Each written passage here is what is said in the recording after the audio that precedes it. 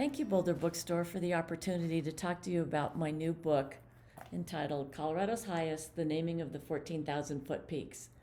My name is Jeri Norgren, and I wrote the text for this book, which is a collaboration with John Fielder and features his incredible photographs of the 14ers, as well as Bob Wohlgren's oil paintings. And I have 8 great questions that I'm going to answer for you. The first is, what first drew you to the history of the names of the Colorado 14ers?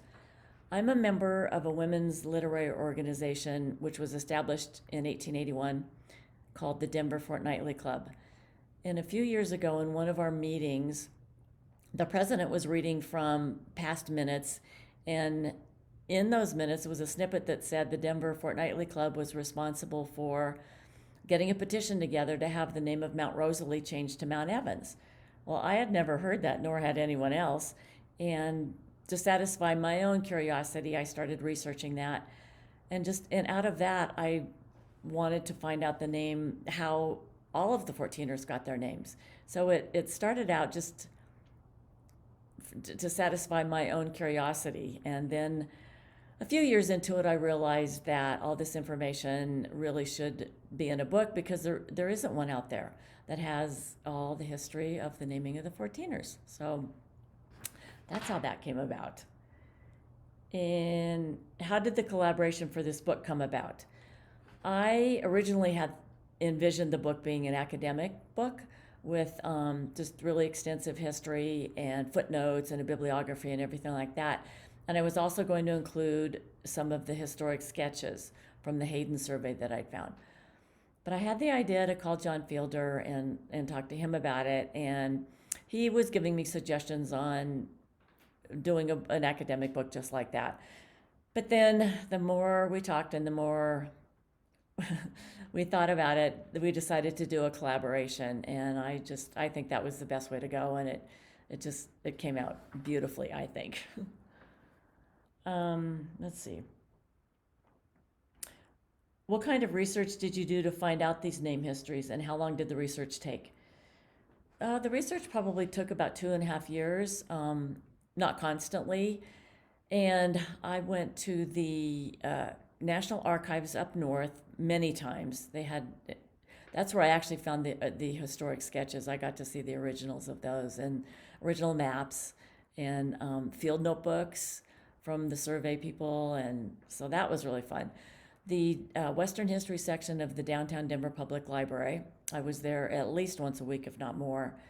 The USGS Library in Lakewood, the Mountaineering Library in Golden, and an online resource called the Babel Hathi Trust, which has now been shortened to the Hathi Trust, is an online repository of documents and journals and maps from universities all across the United States, and that resource was invaluable.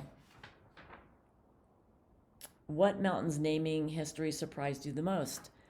I don't think anything really surprised me, but the one that I found really intriguing was Mount Massive, because that name weathered 3 name change attempts, and I just thought that was really wonderful that that name persisted. Which mountain's name history was most difficult to research? None of them were really that difficult to research. There were a few, however, like Quandary and Conundrum, Sunshine and Sunlight, that didn't have really exciting history behind them. So that they did take a little longer to find some reasons that the names came into being. Did I go to any of the mountains and/or hike them while working on this book? No, I didn't go to the mountains specifically to visit any of these peaks while I was writing the book, although I did go to the mountains. Do I have a favorite 14er, and have my feelings about any of these mountains been changed by the research of their names?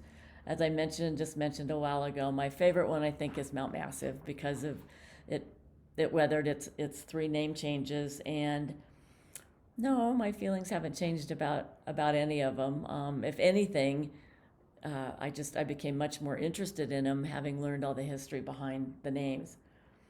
Okay, and I'm going to read you a short passage from the Mount Massive chapter. This was their about their second name change attempt, and it was going to be renamed Gannett's Peak. And this is a letter from 1922 from the Leadville Chamber of Commerce to the U.S. Board on Geographic Names, and this is the Leadville Chamber of Commerce, and it was a long letter, but they sum up with, in our opinion, your board has no more right to tamper with the historic records as they pertain to our highest mountain than it has to come into our city of Leadville and dictate to us what we should call our main street. And we can assure you that you have miscalculated the temper and spirit of our people if you think we will patiently and calmly submit and stand for a thing of this sort. However, should you be unable to do this, the decision be reconsidered and vacated, we wish to advise you that the Leadville Chamber of Commerce will not accept the ruling made by the Geographic Board as final. But believing that our position as regards to Mount Massive is right and just, we are prepared to appeal to the United States Congress and have this matter authoritatively and definitely settled for all time. Which I thought that was a great letter. And after that letter, the USGS did back down, and the name of Mount Massive stayed. And I will show you some pictures. This is one of the historic sketches from the book. It's a panorama of Aeolus and Aeolus North and all the peaks in between. And the sketch was done by William Henry Holmes, who was with the Hayden Survey, and he was also a topographer, but just happened to be an incredible artist as well, and documented a lot of the scenery. And here's one of John's incredible photographs. And let me get one of the. And here's one of Bob Wolgren's oil paintings.